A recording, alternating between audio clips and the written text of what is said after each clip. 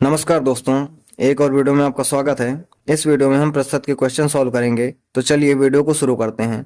Question लिखा हुआ है कि किसी संख्या का 27% उसी संख्या के 13% से 56 अधिक है। तो कोई संख्या हम मान लेते हैं जो कि अपने आप में पहले रहती है 100%। क्वेश्चन कह रहा है कि जो इसका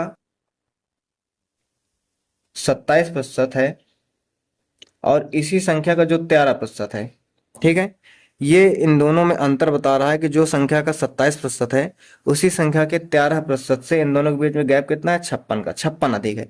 लेकिन अगर हम क्वेश्चन में देखें तो 27% और 13% के बीच में गैप कितने का है, तो 14% का है। ठीक है, इसका मतलब क्या हुआ कि कितने गुना हो गया, ये 4 गुना हो गया। प्रतिशत से संख्या जो हो गई वो 4 गुना हो गई। तो अगर हमें निकालना था कि वो संख्या हमारी कितनी है, तो 100% थी, लेकिन वो रियल में होगी क्या, 4 गुना हो जाएगी। तो मतलब क्या हो जाएगी, वो संख्या 400 हो जाएगी। ये इस क्वेश्चन का आंसर हो जाएगा। फिर से एक बार समझ लीजिए, क्वेश्चन में दिया हुआ है कि कोई संख्या का 27% उसी संख्या के 13% से 56 ज्यादा है। यानी कि 27% और 13% के गैप कितना है, 56 का है। लेकिन अगर हम 27% में 13% माइनस करते हैं तो आता है 14%। 14% की वैल्यू कितनी है, 56 है। तो मतलब 1% की वैल्यू कितनी हो जाएगी, 4 हो जाएगी। तो 100% की वैल्यू कितनी हो जाएगी, 400 हो जाएगी। ये इस क्वेश्चन का आंसर हो जाएगा। दूसरा क्वेश्चन देखते हैं। लिखा हुआ है, एक फल विक्रेता के पास कुछ सेब थे, उसने 40% सेब बेच दिए।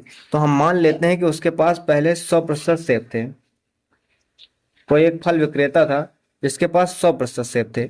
उसने क्या किया कि 40% सेब बेच दिया। तो बचा कितना, 60%। ठीक है, क्वेश्चन में आगे लिखा हुआ है कि अब उसके पास 540 सेब बचे हैं। मतलब 60% की वैल्यू कितनी हो गई, 540। ठीक है, पहले उसके पास कितने सेब थे हमें ये बताना है। यानी कि हमें 100% की वैल्यू बतानी है। 60% की वैल्यू हमें पता है।